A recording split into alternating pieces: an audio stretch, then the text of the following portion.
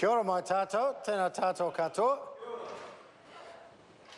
Members, when we broke for the dinner break, we were debating the Civil Defence Emergency Management Amendment Act 2016 Amendment Bill. Jan Logie had the call, and as a whole, 5 minutes and 30 seconds remaining. Thank Jan you, Logie. Mr. Speaker. And as I was saying before the dinner adjournment, that we're bringing forward the ability to start the recovery phase, which is what the legislation we passed just 3 weeks ago set in place, was a process that was developed in, I understand, in light of the learnings from Christchurch, that recognised that the legislation that we had covered us well for immediate response to significant events, but it didn't support people moving into a recovery phase. So that legislation was provided a framework for planning and managing recovery efforts, and in particular provided for powers to support transition from response to recovery. And it did it by providing a mandate for roles and responsibilities that apply for the duration of the recovery from an emergency. And it strengthened that planning processes and ensured, we hope it will ensure, a seamless transition from the response to an emergency to the initial recovery period by ensuring that the appropriate and effective powers and arrangements are available for those people on the ground, because we'd learnt from Christchurch that those systems weren't well supported by legislation and weren't necessarily clear.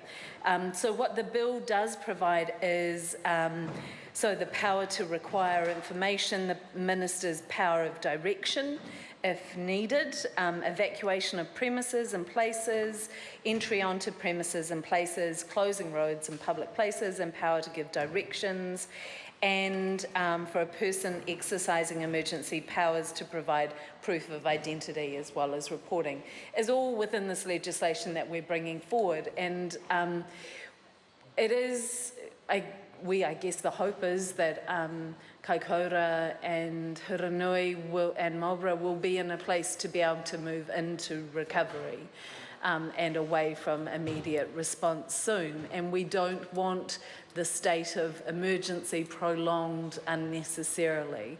And that is part of what these clarifications in the bill enables, is a moving from that state of emergency into recovery. There's also been some mention in the House this evening about the stage that needs to go alongside this, and which is not covered by this legislation, but of the importance of preparedness. And in some ways that's part of what the giving councils the ability to get assessments of buildings is about preparedness for significant aftershocks or other events. But I did note the comments from Labour MP for Mana, Chris Fafoy, about the need for a consistent response around tsunami alerts, and I do recommend to people in the Mana area that they check on his Facebook page the interview that he did yesterday with the civil defence people on the ground there about that system and what's in place in the community. Thankfully, living in Cannons Creek up in the hills, I don't need to worry about the risk of tsunami. It's, quality property up on the hills, we're okay.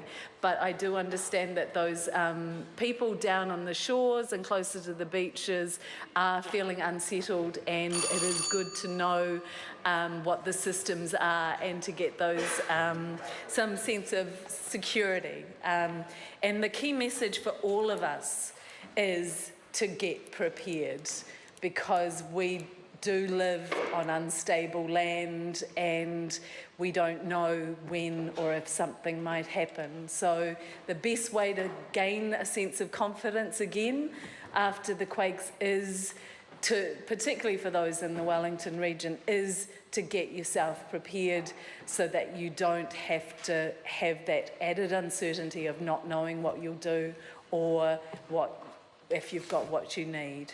And so, on that note, I'll finish this second reading because there'll be more speeches to come. Thank you, Mr. Speaker.